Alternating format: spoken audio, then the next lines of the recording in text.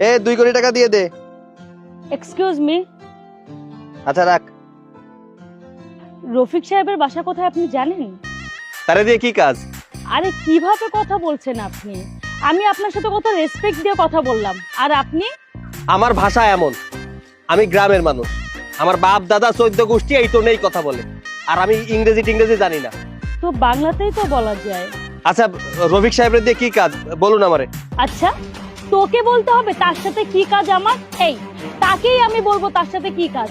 আর তুই তো খুব ভালো করে জানিস এই সোসাইটির সবচেয়ে বড় লোক উনি, আর ওনার ছেলের সাথে আমার বিয়ে ঠিক হয়েছে।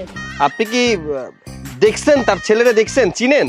না, আজই তার সাথে প্রথম দেখা করতে এলাম। আচ্ছা বুঝছি। রফিক সাহেবের ছেলে আজকে ফ্রি নাই, যান, সে দেখা করতে পারবে না। এত বড় সাহস তোর! আমার একবার তার সাথে কথা হোক, তারপরে তোকে এমন মার আমি খাওয়াবো যে সারা জীবন মনে থাকবে তোর। কি তুই আমারে মায়ের খাওয়াবি? যা পারিস করিস, যা এখন আমার চোখের সামনে দিয়ে যা।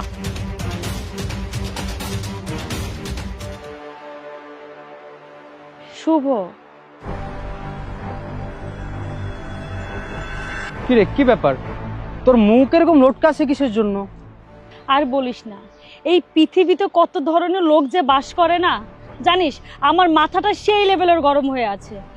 আজ যাচ্ছিলাম রফিক সাহেবের বাসায়, পথে একটা ছেলেকে দেখলাম, ওর কাছে তার বাসার অ্যাড্রেস জিজ্ঞেস করছিলাম। জানিস ছেলেটা যে আমার সাথে কি পরিমাণের বেয়াদবি করেছে না, আমার মাথাটাই পুরো গরম করে দিয়েছে। ওকে তো আমি ছাড়বো না, কিন্তু কথা হচ্ছে যে আমি রফিক সাহেবের বাসায় কিভাবে যাব? তাছাড়া বাবার যে ছেলের সাথে আমার বিয়ে ঠিক করেছে সেই ছেলের সাথে তো আমার দেখাই হয়নি। এদিকে কি থেকে যে কি করব আমি কোনো কিছু বুঝতে পারছি না। ও, তার মানে তোর বিয়ে রফিক সাহেবের ছেলের সাথে ঠিক হয়েছে? আর এটা কোনো ব্যাপার হলো? ও আমার বন্ধু, চল তোকে আজকে ওর সাথে মিট করাই দিব। সত্যি? হ্যাঁ সত্যি, কিন্তু একটা কথা আছে, ছেলেটা না একটু সহজ সরল, বুঝছিস? ওর মাথায় কিছু একটা আছে, ও কখন কাকে কি বলে ফেলে সে নিজেও জানে না। কথা একটু বেশি বলে, কিছু মনে করিস না, কিন্তু ছেলে হিসাবে খুব ভালো। আরে কোনো প্যারা নিস না, শুনছি অনেক টাকা আছে, আর ওই টাকা দিয়ে আমার জীবন সেটেল হয়ে যাবে, কোনো প্রবলেম নেই। তাহলে তো হয়েই গেল, চল তোকে কাল বা পরশু দিন ওর সাথে দেখা করাই দিই। কেন, কালকেই মিট করা? ঠিক আছে, কালই তোর সাথে দেখা করে দিব, চল এখন চল।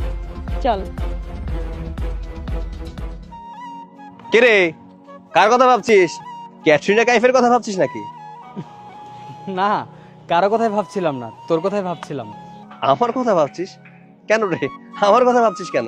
আচ্ছা, তোর বাবা কি কোনো মেয়ে ঠিক করেছে তোর বিয়ের জন্য? হ্যাঁ, কেন? আরে তোর সাথে যার বিয়ে ঠিক হয়েছে সে হচ্ছে আমার বান্ধবী। গতকাল তোদের বাসায় যাচ্ছিল, রাস্তার মধ্যে কোন এক ছেলে যেন ওকে কিসব বলে ওখান থেকে ভাগিয়ে দিয়েছে। এখন এসে আমাকে বলছে তোর সাথে দেখা করে দেওয়ার জন্য। দেখ, মেয়েটা কিন্তু ভালো, আমার বান্ধবী বলে বলছি না, তুই এক কাজ কর, তুই সাথে একটু দেখা কর, তা না হলে আমার মাথা পুরোই পাগল বানিয়ে ফেলবে। ও, তোর বান্ধবী? আচ্ছা ঠিক আছে, কালকে নিয়ে আসিস। আর আমি তো প্রতিদিন 2টা থেকে 3টা পর্যন্ত মিটিং করি, আর ওই আমাদের আবাসিকের পেছনের যে পার্কটা আছে ওই পার্কে নিয়ে আসিস, দেখা করে নিবনি। ঠিক আছে, তাহলে তো হয়েই গেল। ও, আর একটা বিষয়, তুই গাড়ি কিনেছিস, আমায় কিন্তু চালাতে দিসনি, তো গাড়িটা চালাতে দিবি? এই তুই আমার সাথে মজা করছিস? তোর কাছে এতগুলো গাড়ি থেকে তুই আমার এই গাড়ি চালাবি? আচ্ছা ঠিক আছে, তোর যেহেতু শখ হয়েছে তুই চালাস, কথা সেটা না, কথা হচ্ছে বন্ধুদের মাঝখানে এই হীনমন্যতা কি?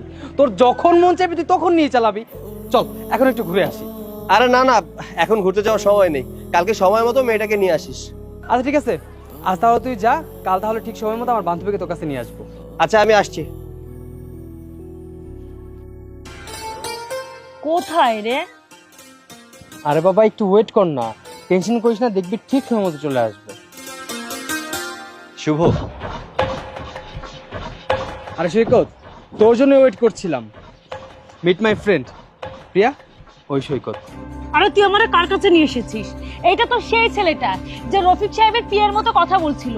আর আমি তোকে বলেছিলাম না যে ছেলেটা আমার সাথে অনেক বেশি বেয়াদবি করেছে? আমার সাথে যেভাবে কথা বলছিল মনে হচ্ছিল যে আমাকে গালাগাল করছে। আরে কি বলছিস তুই এইসব? আরে ওই তো রফিক সাহেবের ছেলে যার সাথে তোর বিয়ে ঠিক হয়েছে।